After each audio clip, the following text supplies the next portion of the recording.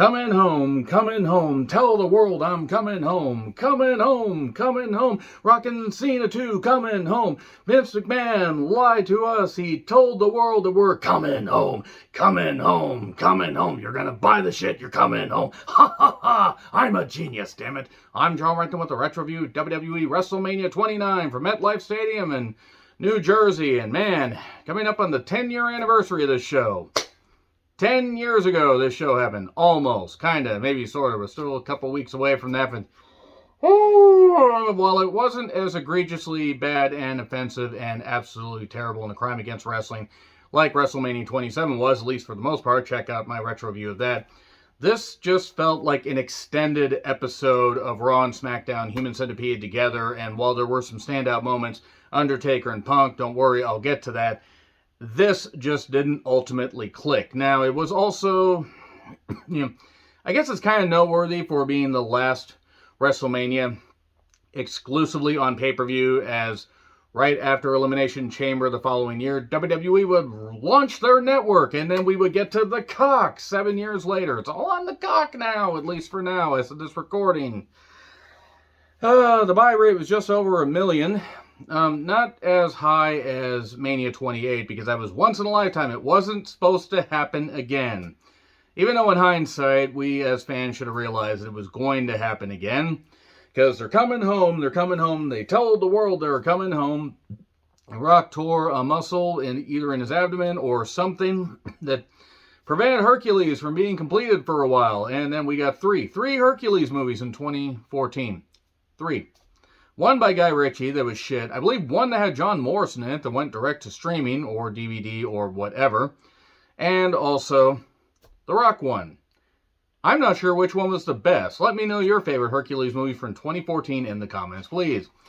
So yeah, twice in a lifetime. You lied to us, Vince. You lying sack of shit. One thing about this event that I forgot about is it was just barely 5 months after Superstorm Sandy hit the East Coast. I forgot all about, the fact that this was when it hit. I remember it hitting. I remember being horrified. So many things going on there. It was absolutely just destructive and really, really sad. And, well, it was definitely a dehumanizing time, because just the destruction, the damage, and all that. And we can thank Governor Chris Christie for that. Oh boy, good thing no scandals ever came out about that guy. Don't worry, more on him later. Pre-show match, by the way, was Miz versus Wade Barrett for the Intercontinental Championship. I bought this pay-per-view. And remember Miz basically botching and dropping Barrett almost on his goddamn head, because he couldn't do the knee into the back of the neck and then do the neck breaker without dropping. And let's be perfectly honest, Miz has never really been much of a wrestler. He's been a safe wrestler, but more of an entertainer. But by God, he has stayed around a long goddamn time. So, he beat Barrett for the Intercontinental Championship, and then Barrett beat him the next night on Raw. No, really. That's something they actually did. The National Guard was on stage. We get a video package and pyro. The crowd was loud at first, and structurally, this show was better than Mania 29. They cut down on so many celebrity appearances. I mean, they had a few things. They had this mini concert for no goddamn apparent reason they'll talk about in a bit. But they focused more on the action, which was good. So, in retrospect, running an outdoor event in New Jersey in early April, when, their weather patterns can be a little bit dicey, so to speak. It was warm when I was in Boston in 2010 around this time in April. But yeah, New Jersey in that upper area, it gets really, really crazy. It can get really goddamn crazy. And apparently it did rain during the show. At least it looked like it was going to. So, Cole, Lawler, and JBL on commentary. This is around the time where JBL was really starting to try the patience of many people on commentary. So we get Sheamus with too many limes. Oh, fella! Coming down to the goddamn ring with Orton and Big Show. And then the Shield make their entrance. I wonder whatever happened to the Shield. Gee, let's see. Whatever happened. One, looked like he wanted to be a Wild Thing and make those hearts sing. And one went, ooh, and then one went, oh. Well, and I can't even do the Seth Pheasant Rollins thing correct. But Yeah, the Shield doing their entrance through the crowd, they had to just start on the lower floor because it's a stadium and it would have taken them about 18 years just to get down there.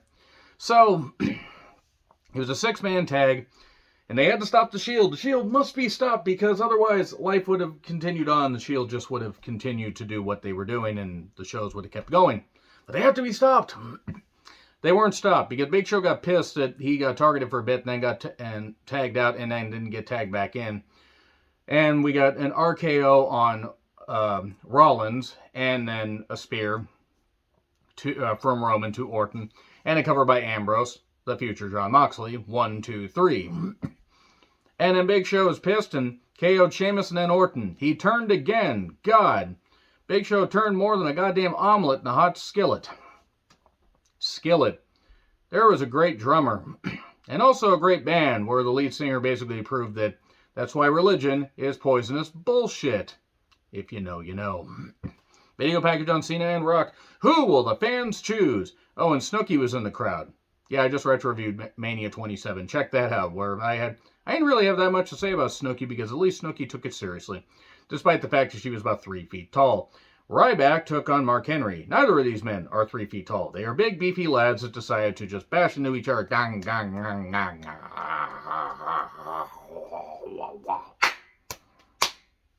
They just did all that stuff. I don't know why I did that shit. Remember when Ryback was over for like about a year? Good times. Sexual chocolate chance. This match was over before the bell rang because nobody really cared. Ryback had lost a lot of steam after losing some matches. And not even that he lost, it was just that they didn't follow up well on the shit. And then Ryback tries to pick him up for the shell shock, but then Henry falls on him after grabbing the ropes and lands on him. 1, 2, 3. Then Ryback would attack Mark Henry, hit him with the meat hook, and then hit the shell shock. And the crowd booed because their crowd was like, you lost, you idiot, you lost. Why couldn't you have done that before? Why couldn't you have powered out? Said, finish it! Roydback, good old Roydback. I mean, I'm sorry. There's no way he wasn't on some kind of chemical substances. Not that he would have been the only one, but good grief. Then Ryback would have turned heel the next night. You know, if Ryback had beaten Mark Henry and then turned heel, he might have had more steam into that feud with John Cena, whoop-a-doo, but he didn't. And while it would have been cool for Ryback to be, made a competent challenger to John Cena, he wasn't, and it wasn't going to work. So, anyway, we then get a couple Special Olympic athletes with Governor Scandal Christie and Stephanie McMahon because philanthropy is the future of marketing. It's the way brands are going to win. Granted, this was 2 years before she sent out that tweet, roughly. Stephanie McMahon is a lying sack of shit bitch, and I will continue to say that goddamn thing. So then Ziggler and Big E Langston, who aren't lying sack of shits or bitches, and AJ Lee, who is not that either. AJ Lee was in Dolph Ziggler's corner. They were boyfriend, girlfriend, despite the fact that AJ Lee was dating CM Punk at the time. They took on Team Hell No, which was Daniel Bryan, now Bryan Danielson, and Kane. Back when, I think this is the last time that Kane really was over, if we're being perfectly honest, because Corporate Kane wasn't. WWE Tag Team Championship match. To think that this was Big E Langston. Yes, Big E used to have a last name, believe it or not. This was his main roster debut. He had appeared on TV, but he hadn't had a match yet. And he wasn't the only one. That's coming up in a little bit, that little factoid. And Bryan, where he would be in a year, in the main event of WrestleMania, the WWE absolutely had planned. Why would we question that? There was no way they were going to go with Sheamus and Daniel Bryan and Batista and Orton in respective matches. Why? Why would they do that? There's no way that Vince McMahon would do that shit to spite the fans and break the streak for no goddamn reason because we forced him to give us Bryan Danielson or Daniel Bryan or whoever the hell, the vegan American angry dragon, gross, in the main event. Why would anybody think Vince McMahon would be spiteful? He was very spiteful. So Ziggler and AJ try to recreate the kiss where Bryan ended up losing to Sheamus after a bro kick at the previous year's Mania. Big E got to show off a bit. We get a melee. The briefcase ends up, missing in an attempt to gain the victory by nefarious means and choke slam and diving headbutt off the top. 1, 2, 3. Still tag team champions. God, I wish Bryan had never kept doing that diving headbutt. And at least his wife and kids are safe. Unlike the last guy that did the diving headbutt. Hide your kids, hide your wives. Wait, Mania 27 was closer to Gainesville than this one. So, the ballroom dancers for Pandejo. Wait, no, I can't say that word on here. Fandango. I preferred the brunette dancer. She was hot. Whatever happened to her? Whatever happened to her? She was great. Jericho took on Bandajo, and it's Fandango's debut. Johnny Curtis, aka, Fandango, actually the most over that he was this and the following few weeks when they were Fandangoing.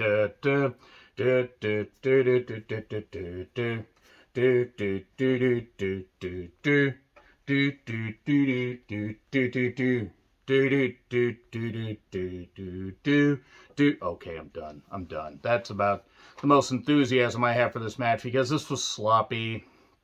Jericho clearly didn't want to put over Fandango. He didn't. You can fucking tell he didn't. Fandango hit that top rope leg drop for 2. And Jericho tried some stuff. He did end up missing the lion salt. Sort of, but because he was too close to the goddamn ropes and Fandango could only get his knees up to sort of hit Jericho, Jericho tried for the walls of Jericho, but then got rolled up 1, 2, 3. Yay! Roll-ups, devastating roll-ups. And then we get a concert from P. Diddy, Puff Daddy. Maybe he had something to do with Notorious B.I.G.'s murder. I'm not going to say it. Sure benefited from it, though. Oddly enough. That's a horrible accusation for me to say. How dare I say that? Because Diddy's never shown himself to be an egomaniac and a weirdo. Still better than Kanye. That being said, I forgot all about this. A woman shows up. I think it was Skylar Grey. I don't remember. She was cute. That much I remember. This was not good. Speaking of not good, Zeb Coulter, a.k.a. Dutch Mantel, with his Zebophobic stuff, and man, this whole We the People thing. Jeez. It's almost like they were getting ahead of the curve with a certain WWE celebrity inductee into the Hall of Fame a little bit later on. Yeah, I don't think that it was a stretch for Mr. Dutch Mantel to say this stuff because it's probably how he felt. I mean, look at the guy. Just saying. We want to talk about making accusations and talking about skin tone and judgments and everything. Me thinks that Zeb Coulter was projecting because he really is this hateful. Maybe not. I don't know. And says, when did we let them come over? When did we let giant ants from a 1954 sci-fi movie come over? Them! So anyway, I don't think this was a stretch for him to say that. Del Rio as a face was weird. Del Rio with Ricardo on crutches because he had a broken ankle. Maybe he did have a legit injury. I don't remember. Swagger with Zeb Culture. Culture, yes. Zeb White Culture. I will dig myself out of this botch. It's a world title match. This didn't click at all. Both can work, but Swagger, remember after he won the Elimination Chamber match? It was either right before or right after. I think it was right after the Elimination Chamber match. At Elimination Chamber, by the way. That he won a world title shot. That he got busted for some kind of driving while intoxicated or driving under the influence. And it was weed or something or whatever. And I believe that Dutch, his daughter, had passed away just recently from a drunk driving, incident where somebody had hit her while drunk driving. And that's pretty I mean, it was bullshit anyway, but I can only imagine how pissed Dutch must have been, given what he just went through.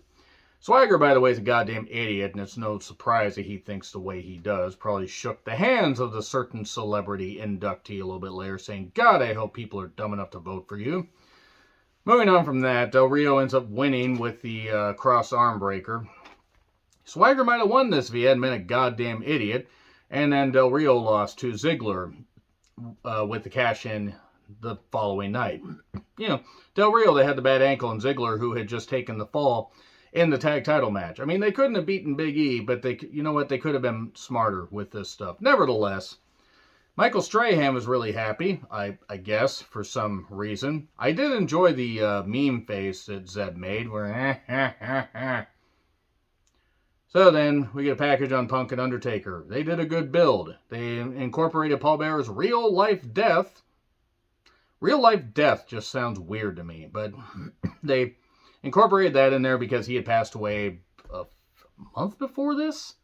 I'm trying to remember the exact timeline. It was after Elimination Chamber, but it was about a month before this pay-per-view happened. Living Color played Punk to the ring. That was pretty goddamn cool.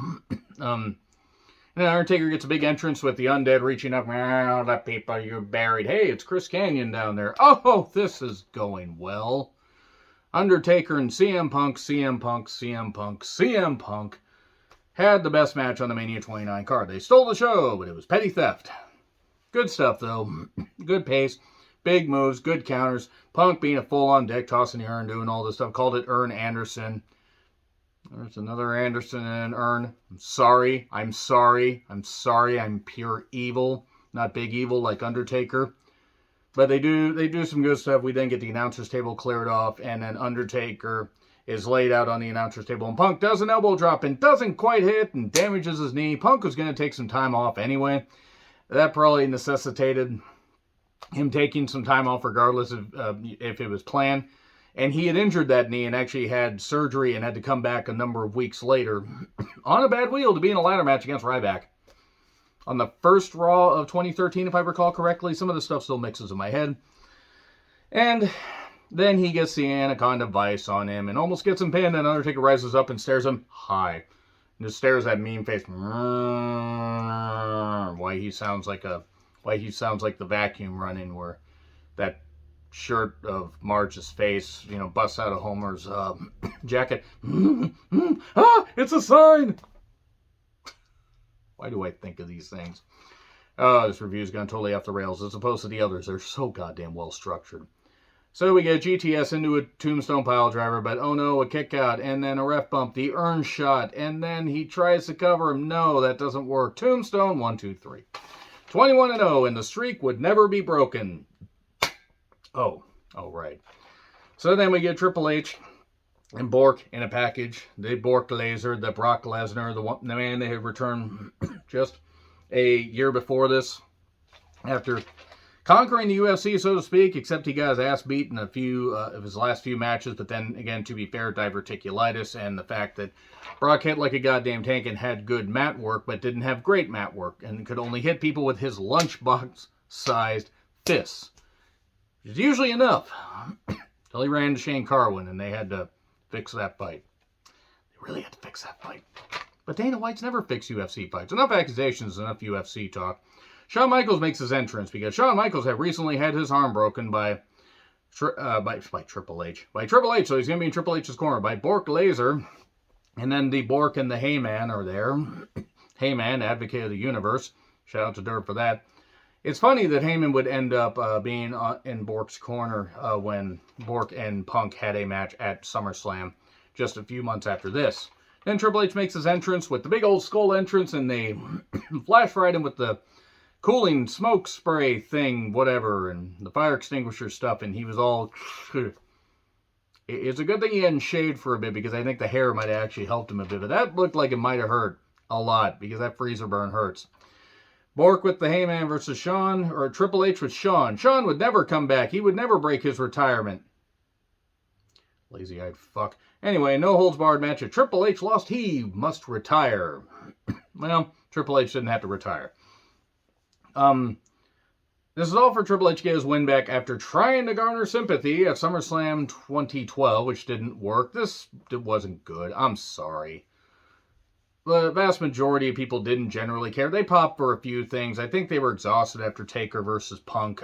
We get suplex onto the Spanish announcer's table, and then Brock does the mean face. And then we get an F5 to Shawn. Did not fix his vision, shockingly enough. Sledgehammer, why don't you call his name, in an F5 for 2. Steps in the ring, and then we get a Kimura, and then we get arm focus, and then we get a post spot with a chair shot, and then we get more Kimura stuff, and a DDT on the steps, and then a pedigree on the steps, and 1, 2, 3. This was about 25 minutes, and had no business going more than 15. Yes, registering the moves is important, but nobody was invested in the story. And then Brock beat Triple H at the following pay-per-view, Backlash. Extreme Rules. No, it was Extreme Rules. They didn't bring Backlash back for a bit.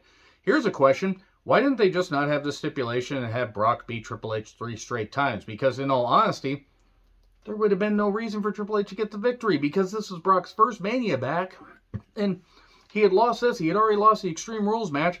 Sure, he shouldn't have broken the streak the next goddamn year, but odd way. Maybe it was a way to humble Brock.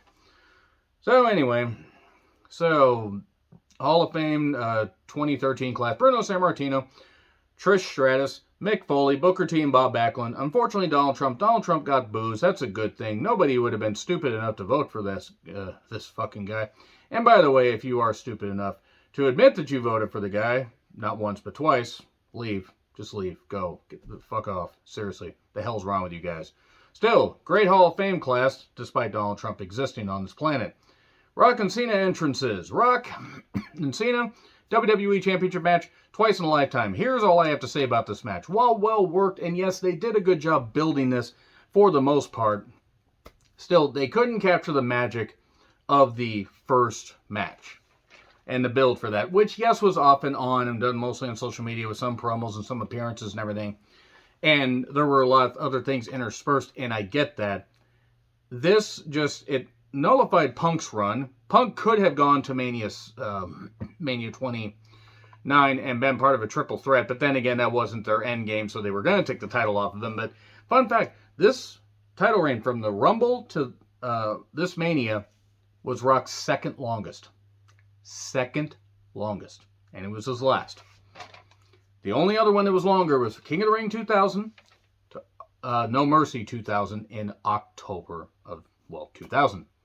Every other reign was a month, maybe, a couple of weeks, 1 week in one case. As far as the Bare Naked Ladies, our Lord and Savior's one said, it's been 1 week since he won at the Rumble, so he has to lose it at halftime heat. I can't do the song reference anymore. But Rock ends up tearing an abdominal muscle of some variety during this match. Now, I don't remember what move it was that did it. I can't quite tell. Even when I rewatch this, I couldn't tell. Might have been the crossbody. Not totally sure. But a rock bottom for 2, and then Cena hits a rock bottom. And then Rock might get the victory, but oh no, AA, out of nowhere, 1, 2, 3. Rock gives Cena his adulation. Says goodbye to various people. Arnold Skollin's late wife was also there for some reason. And then The Rock's, at the time, wife, Danny Garcia, not Daniel Garcia. Danny Garcia actually has personality, unlike AEW's Daniel Garcia. That was mean for no reason. And his daughter, Ava, good thing that she never got into wrestling in a terrible gimmick. Oh. But nevertheless, Rock then greets Cena on the stage, holds up his hand, and you could clearly tell he's hurting. And that's the end of WrestleMania 29. Here are the remaining WrestleManias that I have to retro review. 24, 26, 30, 31, and 32. That's it.